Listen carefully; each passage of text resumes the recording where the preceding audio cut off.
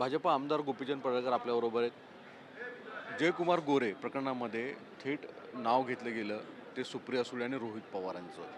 कुठं कारस्थान झालं, काय नेमकी माहिती आहे? राज्याचे लोकप्रिय आणि कर्तबगार मुख्यमंत्री माननीय देवाभाऊंचं मी खरं तर या बाबतीमध्ये अभिनंदन करेन, की पवार हे असे नेहमी कटकारस्थान करत असतात. परंतु ते समोर आणण्याचं सुद्धा धाडस असावं लागतं. अशी हजारो कटकारस्थानं या राज्यामध्ये त्यांनी केली असतील, पण रेकॉर्डवरती मला वाटते पहिल्यांदाच हे कटकारस्थान आले पुराव्यानिशी. जयकुमार गोरे भाऊ एका ओबीसी समाजातून येतात आणि एका साध्या रेशन दुकानदाराचा पोरगा पश्चिम महाराष्ट्रातलं प्रस्थापितांचं राजकारण मोडीत काढून 4 वेळा मान खटाव विधानसभा मतदारसंघाचा आमदार होतोय, हे खरं तर पवारांना न पटणारी न रुचणारी बाब आहे.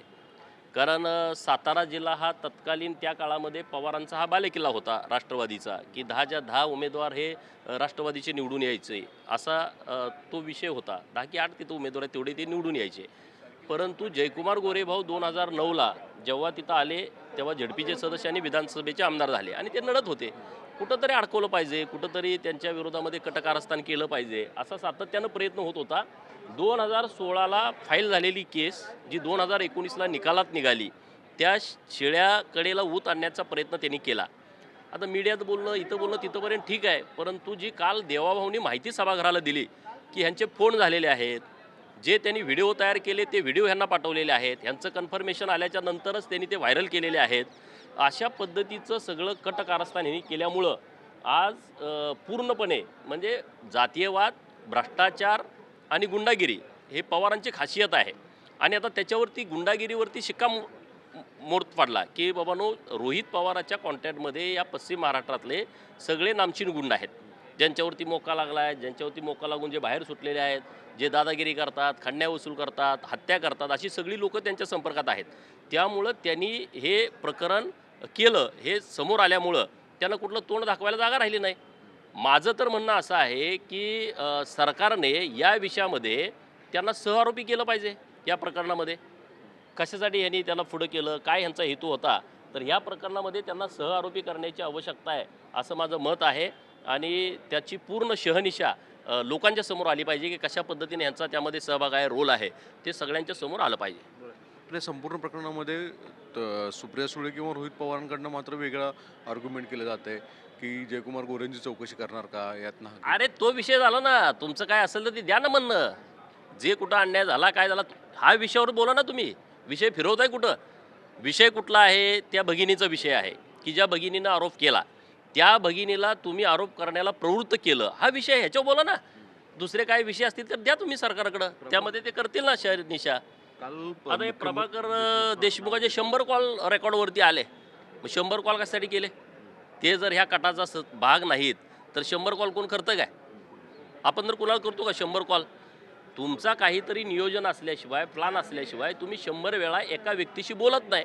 आणि अशा वेळात बोलताय की जिथं एक सेन्सिटिव्ह विषय महाराष्ट्रामध्ये सुरू आहे, एका महाराष्ट्राच्या कॅबिनेट मंत्र्याच्या विरोधामध्ये जी भगिनी आरोप करते त्या भगिनीशी तुम्ही बोलताय आणि तुम्ही त्यांचे राजकीय विरोधक आहात.